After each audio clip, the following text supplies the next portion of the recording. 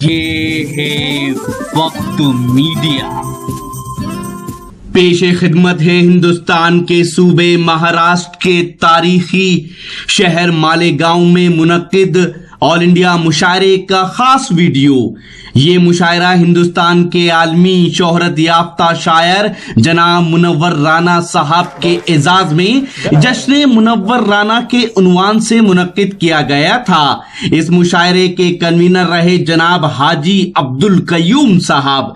इस मुशायरे के दूसरे कन्वीनर रहे जनाब शेख उमर मनिहार।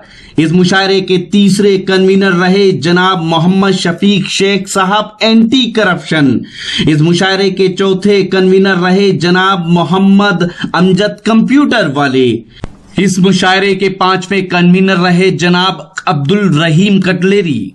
इन सभी हजरात ने इस मुशायरे को ऑर्गेनाइज करने में अपना अहम रोल अदा किया।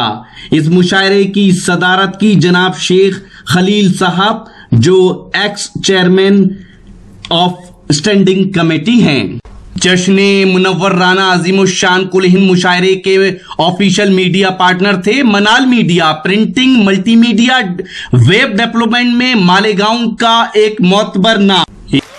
सर, अब इस वक्त मैं श्री गजानंद राजमाने जी से गुजारिश कर रहा हूं कि वो यहाँ तशरीफ लाएं। हमारे शहर की आम आवाम इन्हें सिंघम कहती है। जोरदार तालियों में इस्तकबाल फरमाएं।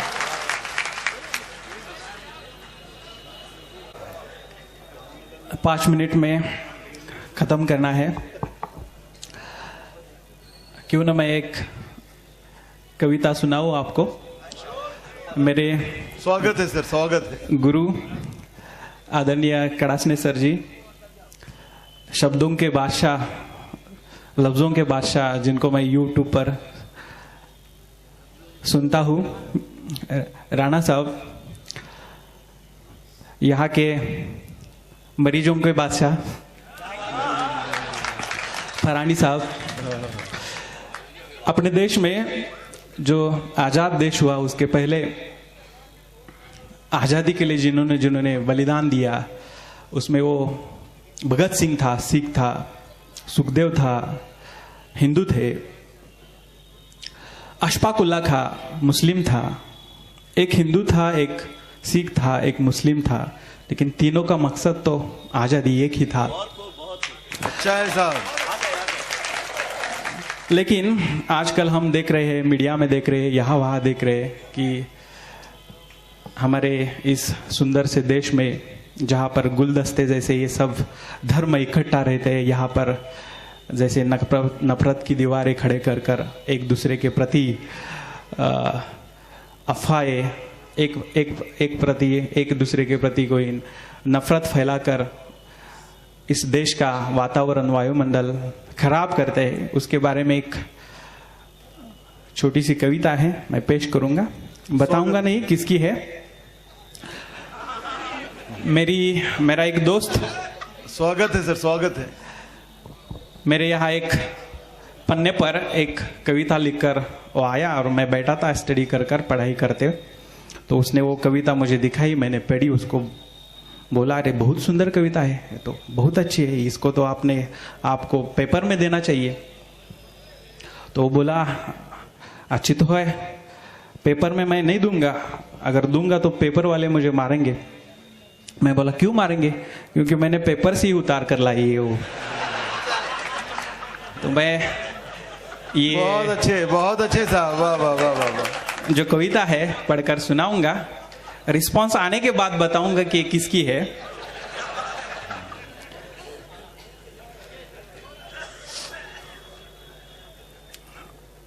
आदरणीय कड़ासनी सर, माफी चाहता हूँ कि हमारे हायरार्की में ऐसा नहीं होता कि सीनियर सर जब बोलते हैं उसके बाद जूनियर ने नहीं बोलना चाहिए, लेकिन एक अलग सा प्रोग्राम है, उनकी इजाज़त लेते हुए शुरू करता हूँ।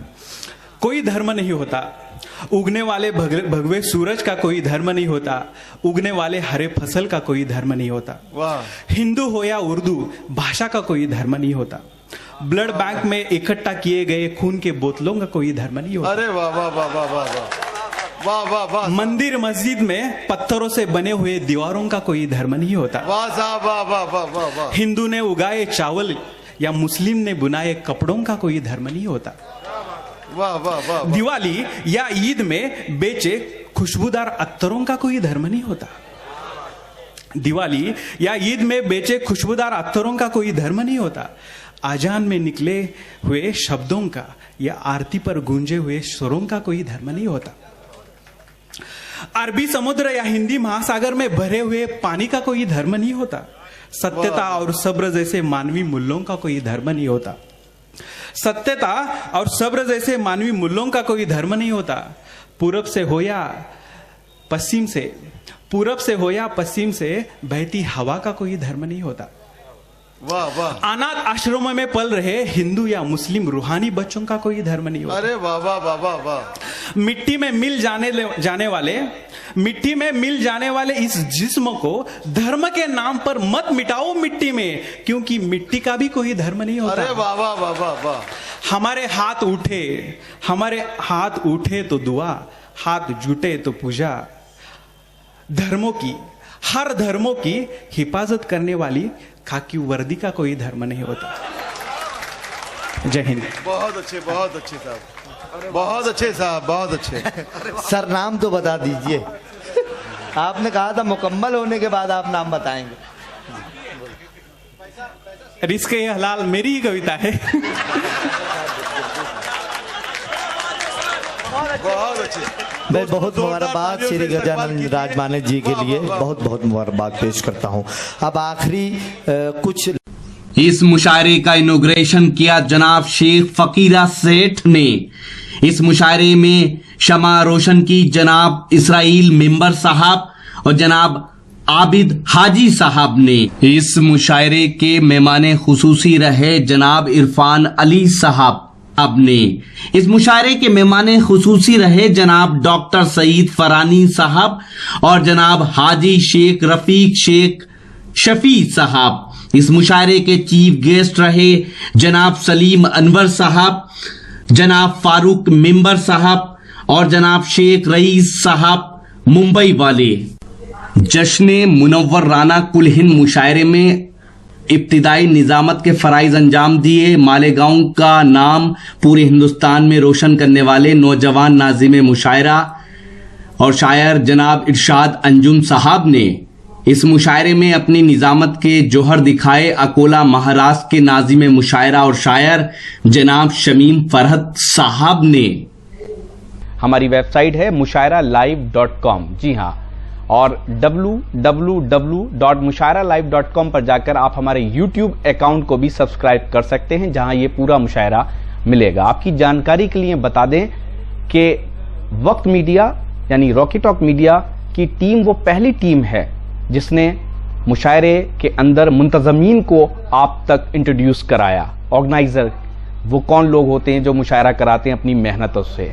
आप सबकी दुआओं से हमारा ये मुशायरे का प्रोग्राम लाखों लोग हर महीने देखते हैं।